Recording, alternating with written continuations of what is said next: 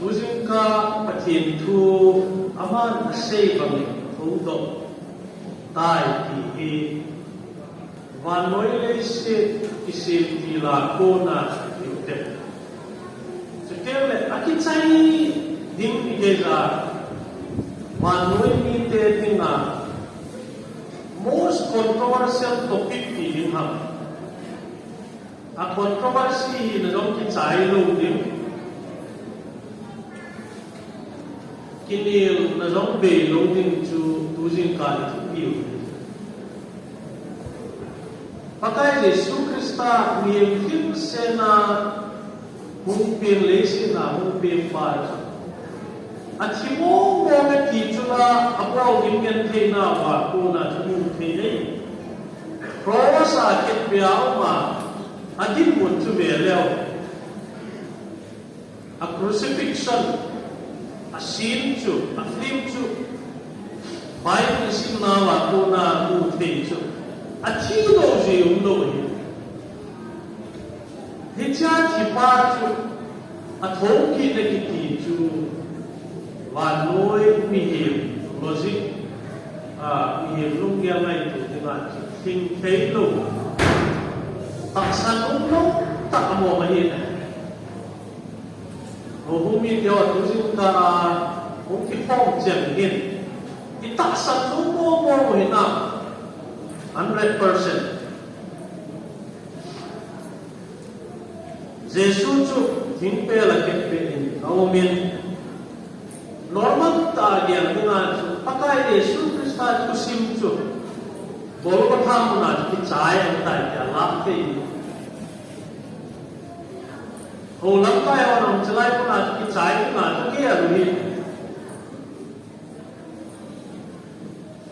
adogan ho ama opponent ho lam kai ho dan thi ho hi tena hi le pakai Yesu Krista dichi Jesus movement ama na to na min azui no ho la hi ai chi ta sal le na pai ku rom sarkar ni lai ho chu he chi pa ku movement abo ham ti ge ya lim su na ko mai he chazo se group ho chu hat so da na kilang ta so today Jesus gehi pathin chapa him chapa kani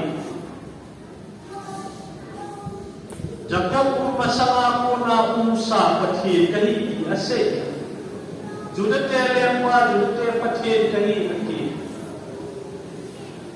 dulai hin kisah na tak awam kan Facebook ho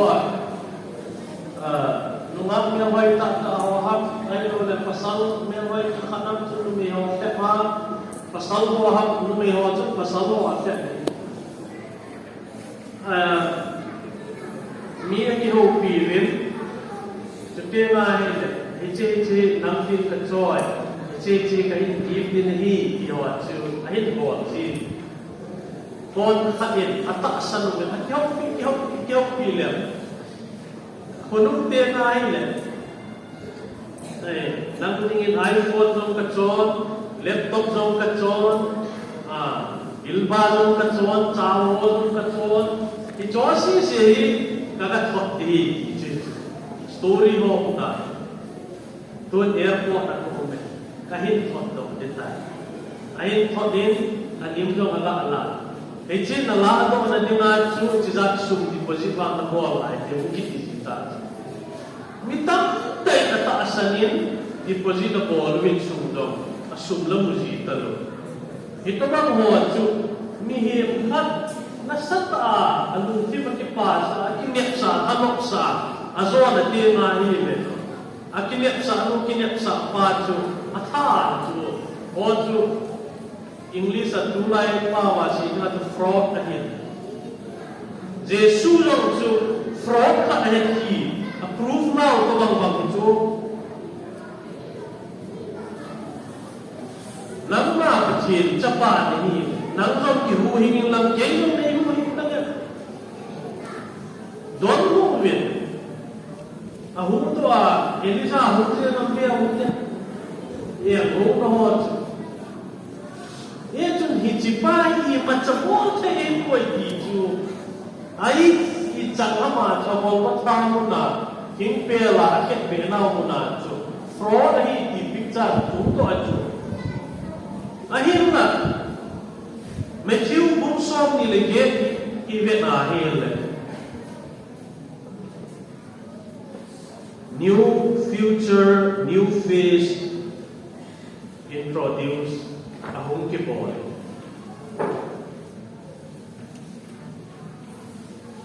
Jesus chu achidan pun.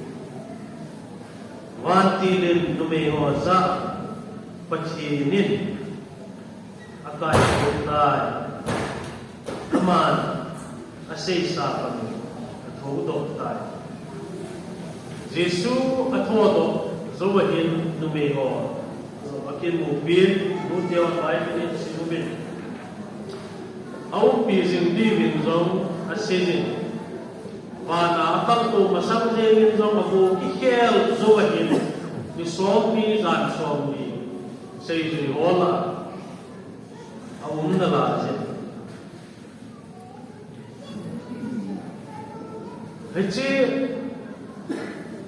Hoki na tuhahin Rolang in Gema Taasan Sewe Pakai Jesu Krista su Mihim tak bea Mary Suma Huti Hila Pontius Pilate kuna gente Yesu Zong si atua King pela akit pewa Tia hana avuj Ni tungkling niya Ni jipan kodo Hatak tiyan le ama chu mihim le miti tutana hukit din.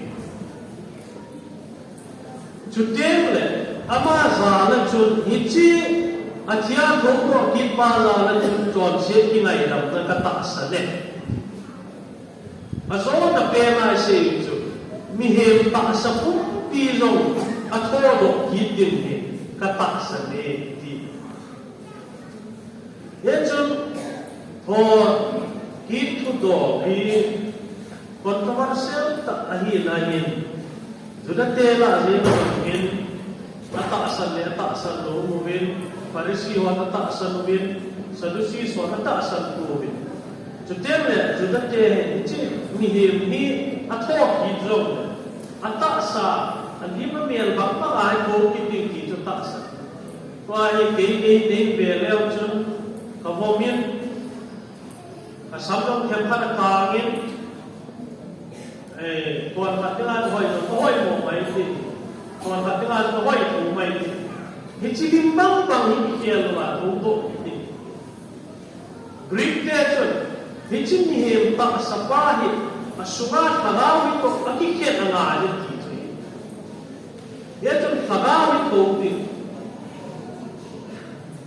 ayle Yechun solza ole solza teacher mo bu somle sagi dalam sibleo etan kopia all alumna chun patin tu asin baka Yesu Krista tu hin sene na zo hin ho Yesu Krista hai thong ki nahi ki tu hin se ba ne anui sakwe Yesu Greek teacher Mihim tak asa kumpi todo itu tu apa ho filosofi apa cikgu nabu lo ini ya jangan isak we akit Bible tu literal tak sih kenal kan isak we tak sanu lo ngomong tu ayat lami ko apa ni cikgu na sih ini pahet cek be no be ni hil cin be angin Christian ten kita sa nawang jo iti taksa hi hokit ama transform iti ti share din iti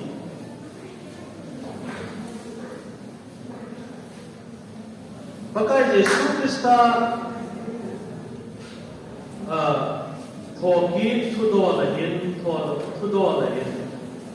xây đẹp tiếng trong một bên sẽ bay trong một bên Giêsu hiện tu sinh cái tu kiều hiện aman asay sa ang nati pakai Giêsu niya asay Matthew cũng som là cũng này trong cái mua viên som là xây dựng ở trong cái mua som là bố nó làm ở trong cái mua ni hem chấp bài thì những ama bằng thố kỹ định thì chú pakai Giêsu Matthew gì mà cùng về asay để ngay anh asay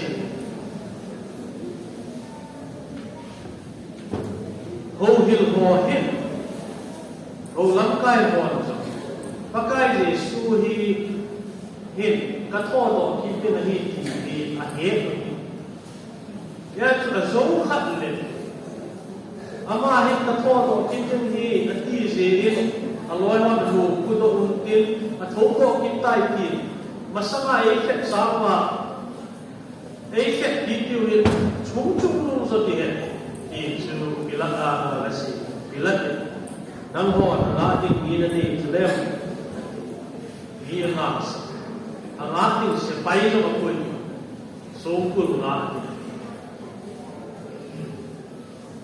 sa ijuite han chung khat agamit hao hinten tia kaita sa ilo homin Jesu akibuy na mong ilo han chung dang khat anu kinpe se ziham ziadu Jesu akibuy na ilo han chung dang khat agamit asay yo omi ay lo le mel matien aput mau hinte ya asay yo omi Bible higibet le Jesus say hite do Jesus lo aput mang lo mo hiti su atusimani akimuchi amel matien lo aput mang lo akimu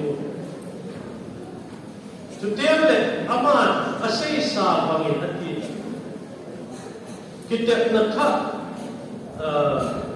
ay Thursday sa tutyahan kasejin Sunday lang kasejin kita nakha atil suho zo si anak isay sa ho ahungui tumong ti akot chitna ahi isay Jadi Yesus dong itu atau kita ni ataksan mo montai di waktu anda sei sahih bangsa. Yesus hija sei masat lagi pakai Yesus Kristus ya. Atau dong kita mo di kapot bisa ibu satu ini. Asumat hilsuho ini. Sepay ang ako ahin, lumaya kami ho ahin, Jesus asay masa atuhin. Abon chay kalek mo lumin lang patay Jesus Kristus todo bahay ko be kokleawe. Jesus atondo mo ko hindi abon cha atulog na in kilso zosi. Yejun honungin holang kayo sepay Angan na ko yo ale no asay do lo yel David so apingu reti so akimu kiye leveson patso asay rite buta oba do so kasni gama ahin ulu hi yo so asay o so tasan umlo mo kusin patso yetu Jesu akip buya pat Atau do sana Yesus zo se atau do kimo mo ne ti ko che ne tu temle hitan du me o achi na aga til mu ni pakai Yesus Kristus ki tho do han ti aga mu bi lo Yesus tu atau do kimo mo ne ti aga mu che zo he Yesus tu pateli kita kai toham tiraga mu hilomi. Yesus Kristus sa tongko kimo mo izo aga mu chetuli ne. Han kot sin zong. van ti ni ana tang to ana to ve su no te si to Hiti fan ko si ni Jesu fana kona ahung ko to te na kitang do hilobi avela chi ma thong do ki mo ko na ti amu do te ti wa van ti ahon zo ma ni Jesu Krista atho ki chu Hiti fan ko si mai thế giá trị của mình. Thế cho nên chúng van đi đến chỉ là áp phản anh làm nằm môn gì, Giêsu Christa thế, anh áp phản. Pakai Giêsu hitoma hitia amo kiat spin lại tất cả mình. Mulai mobile choy mình, cái ham hiên, trong liao ham cho phone tất cả của là hiền. Phone up to meet the people meet talking to someone else. Ama say to ama takena minta din say. Ay lo ay le phone to lock pick up no ja ta lo ne. Currently busy happen. Ay lo ay le phone to switch off ki to le to na ma phone switch off ki to. Tong leo takena ni ka din. Ay say busy to. One till zero to hit. Ama no hol ni ama chi ko ma un ta koi mi kyo ga ni ga no wa ama a sei sa pa mi na ti chu na a sei sa pa mi ama to do kita Jesu chu ka to do ki no no ti ama na ki proof na I ko ne a ki lu so ho do se a proof ai ne ye chu và nuôi lấy sự kusima nila kil kidam mo hin hecha athodo na hin hi na le ton si nagal zuwa pakai Yesu Krista odo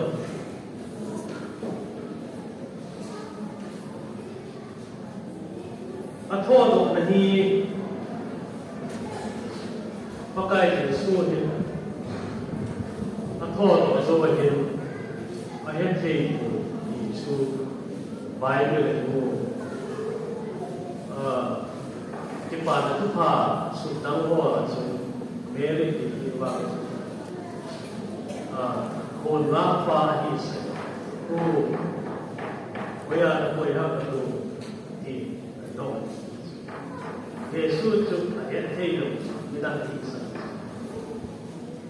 Emmaus ko azot din panga don ten Jesu ke ton bok ten Jesu namit pag keo sa pa akimus sa pa na man na puti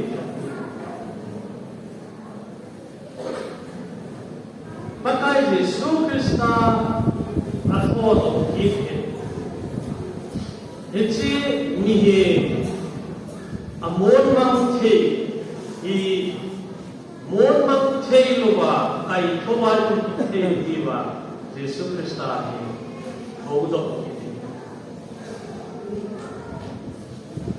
te bichal diwa pati ni kai akai tho ni chon sen je win ama khet pe no min all in season roaming te bichal te diwi pa ma kai tho ki Hiti tho kitna Krista nana se leshe na le ngajin utam ki jama se kitna tam ki wa bole mai na zali ailla ase ho zo se tho kit lo ni kinyak tom lo ni ye chun peter khot khat khat chang thum na Jesu Krista tho ki za lai mi thiên te no bumi te ding jing kinyak nei nei Ei ho hi thâu ki te ding hi ve ki pot chen na ama hi a thio la na thâu pa sa pe na pa ngai hi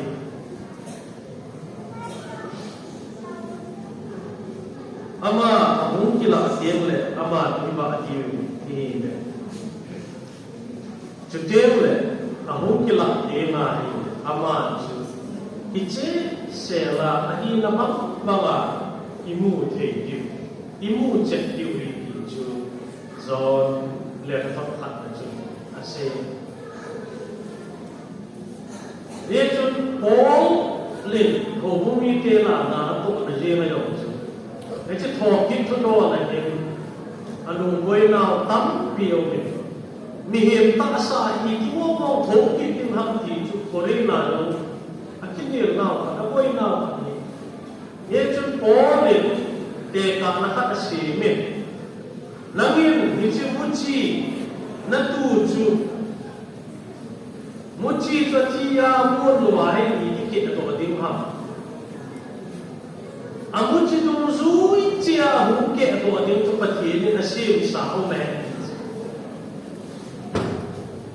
Eci muci tu tuhin nute hot. Antam mu itu tu antam huke tu tu mu bahol le awak mu tak betul. Ayolah. Ankam makhluk terkini. Ia jadi hoso. Hoki cate hina. Krista hoki jalan batlat tema ini. Lopita. Kalau tak sebuah itu itu. Ia jadi tak sahaja.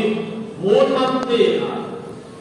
Ibu itu di mohon telo bagi kai kau di orang sih.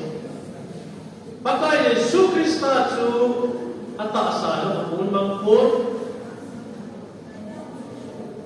abang itu tahu. Peter tu John tu Jacob tu mohon cuma tahu aja. Pakai Yesus tu aku ikut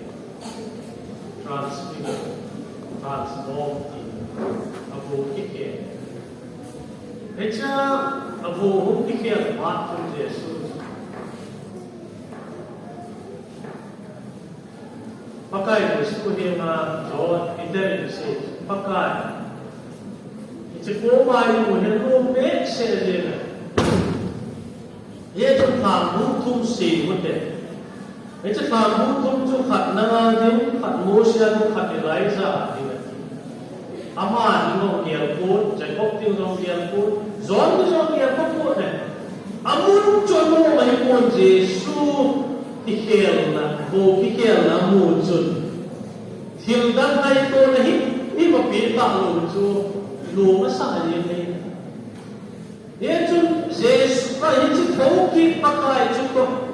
Tuan sona cengkok ni apa dia kui dia boleh ibu ki care dia.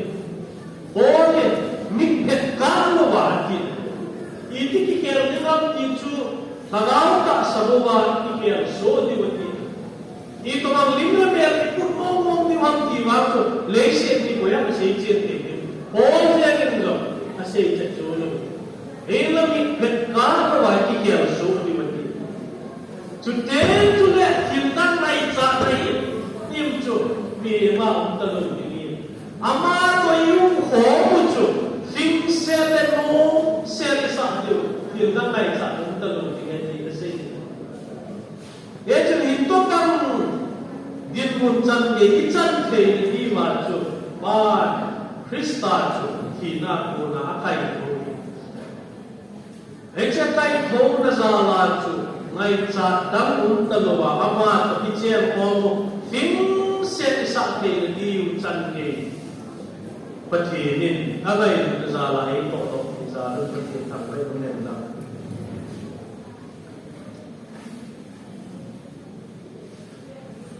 ye chun adi mil sacham se do tho do ki chu bol ase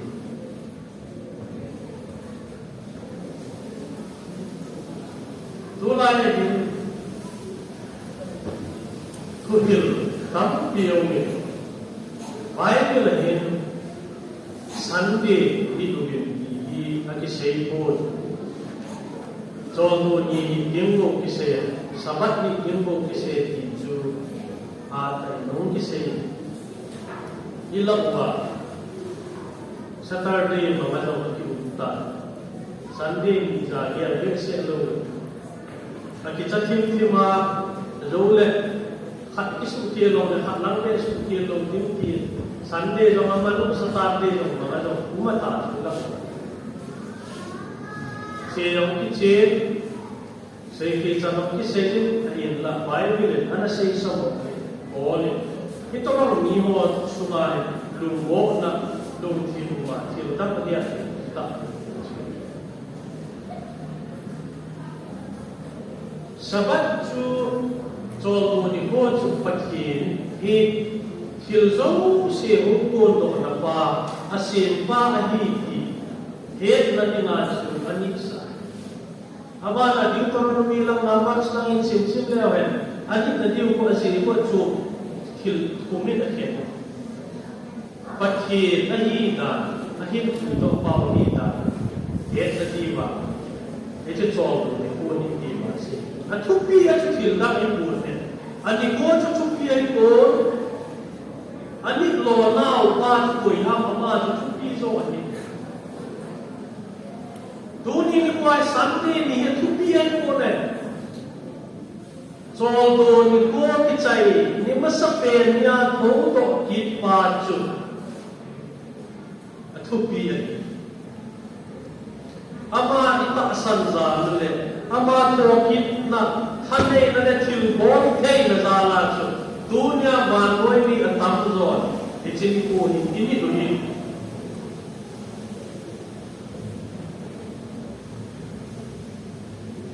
Itu banoi le se le sunga unzo se ni hot amal itu thau kit din pathe athara ese phana pai thau kit na diu ibo kem pa e ho se ni ma ho fil se to se zo itu amal Tukul na chun lei tha lewan Jerusalem tha iyo ase pakai Yesus Kristus ko kit nahi lei tha lewan hin ye chu iche nau lei se ni chu ban ba paradise ki chu jungla ko ma ha oilam ni ko ha ki chu koi ma lei se na se ke ku no wi Ilah hat dia, mungkin Kristus Allah dihol, soal sena tidak luar, inna itu kita approve na apot jen, dunia ini imuni. Itu jilsim tu sih ikon java, hiji complete Ting kursu, igam kursu. Macam, lese na ni kursu til swim hozo, selong ni makak gitu. Pacenin, asim sowa mangkun, aman, asim haksoy. Ini tipena Adim dia koi masih. Hiji, aku kita zala kita sah corruptible incorruptible glorified materi kita sah atsoy. Ya ju zom sukipan tu pa muso sagi na. Nangin nei pe lobi na sumo kapitai. Materi alupina eibon. Using kain. Kau umipin. Krista zala, atau zala. Kita sapu piulong ni. Tagaw tak sabua. Hat lepo kina. Tol sona ikel kitalo dengan ngai catat ni mungkin talo dengan Krista. Sona jel ko y thì mà ba Krista akai thâu hi na ko na pathin thì sinh không đâu siêu pathin